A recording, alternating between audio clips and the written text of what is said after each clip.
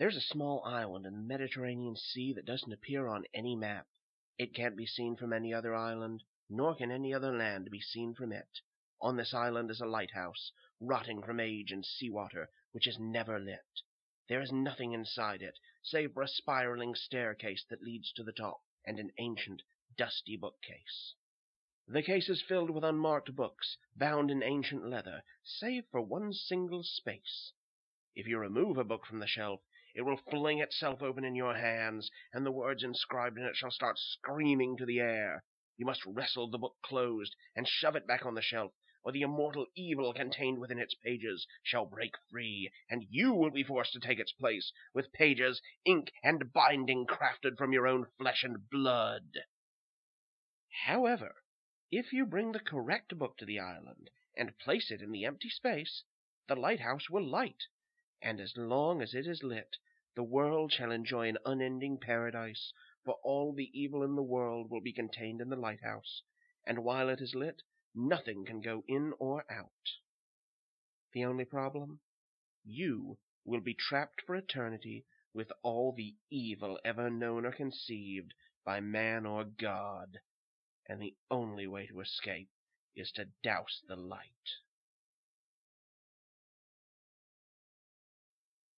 It wasn't a big deal at first, you know. It was just another story online, one you'd read in the comments of a YouTube video, designed to scare you into posting it on 8 other videos. You know, the kind where you die a horrible death, or your crush will reject you if you don't spread the word. I didn't think anything of it at the time, but now it's the only thing I can think about. The comment started by saying that she hasn't left me alone in days, and by reading this she'll come for you. I don't even remember the exact wording because it was late and I was tired, and I'd seen 100 other comments like it before. I forgot all about it until she started coming after me. It started with little things, a flash in the corner of my vision, a strange shadow on the hallway floor. Then it got worse. I started to hear whispering when I was alone in the house, giggling, the sound of footsteps. I now know that she was teasing me, sort of like how a cat will clamp its paw down over a mouse's tail and bat at it before it kills it. Mirrors were the worst. She liked to stand just out of frame when I was brushing my hair, so when I shifted my head to get to the other side, she would be there, standing next to the bookshelf with her long, tangled hair, matted with blood, falling down her shoulders, and that grin. Oh, God, that grin! Her teeth were always bloody. I was never sure if it was her blood or... I don't even know. Every night, it seemed to get worse. I would see her on my way to class in the rearview mirror of my car, dragging her talon-like fingernails across her own rotting flesh as I stared in abject terror. For a while, I put it off to sleep deprivation. Finals, you know.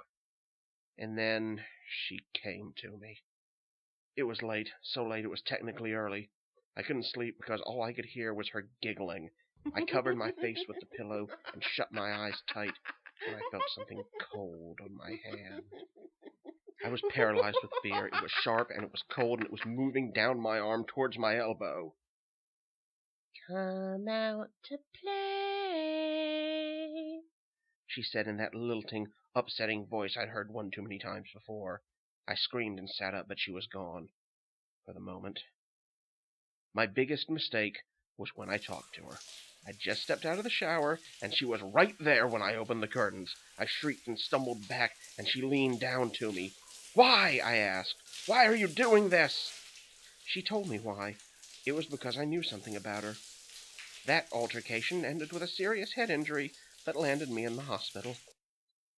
That's where I am now. I can't take this anymore. I'm just one person. It's too much. I know what I have to do. I think I always knew. God, I'm sorry. I'm so sorry. Her name is Nora. She should be there soon.